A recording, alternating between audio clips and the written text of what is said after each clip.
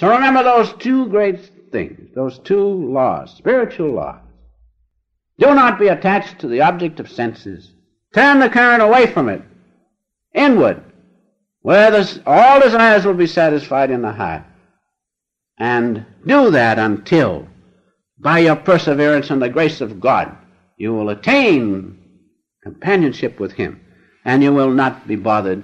You will overcome easily this tyrant of desire. And finally, in closing,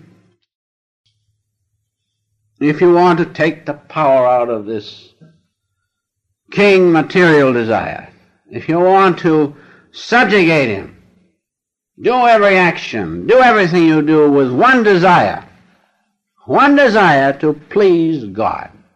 It's very simple. As we talked last time I was here about self-surrender. If you can surrender yourself to God, you'll have one desire to please Him. Isn't that right?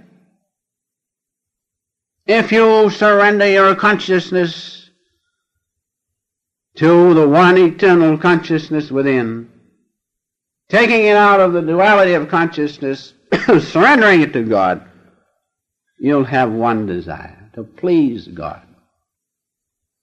Now it says in the Gita, that does not mean not to act.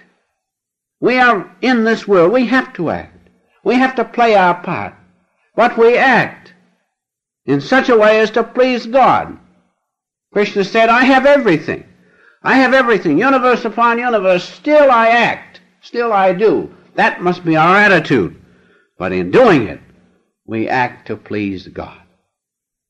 That's the greatest thing. If we can do that, that is the greatest way to overcome desire, and with it, overcome delusion, ignorance which prevents us from knowing that we are children of God and that it is God's omniscient consciousness that is in us.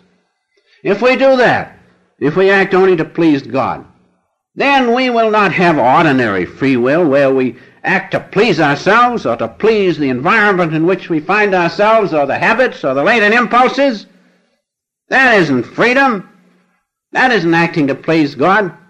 But when you turn your attention inward, reverse the current from the object of senses inward toward the soul, then when you act in a different way. You act with true freedom, because by that action you unite your will and consciousness with God's will. And in Him is true freedom.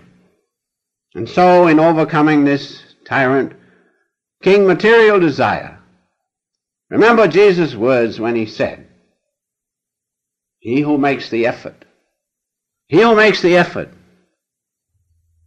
go within and to know God, he attains true freedom, because he becomes one as Jesus did with God the Father when He said in St. John 3rd chapter 21st verse, to him that overcometh will I grant that he sit with me as I have sat with me with the Father and am one with Him.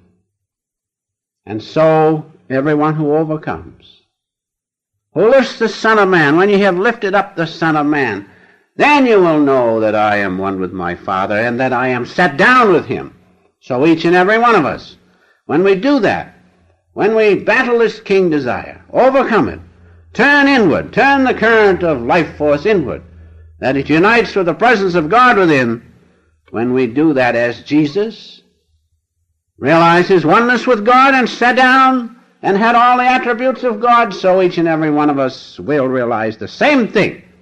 We realize that we are one with the infinite Father. He is our Father, and as He has all things and all power, so each and every one of us as His child will have all consciousness, all freedom, all power.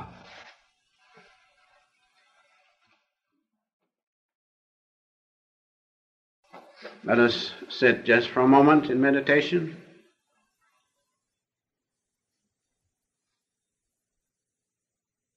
Make this which you have felt your own now. There is not a ripple as you sit. There's not a ripple in your mental sky. because you have turned the current inward. There is no outward consciousness to bother you, just the one eternal, all-satisfying, all-pervading consciousness of God. Merge in that for just a moment. In order to profit from these practical teachings in a meaningful way, which will have a definite and tangible impact in your life, we suggest that you subscribe to the Self-Realization Fellowship's home study course on the science of yoga.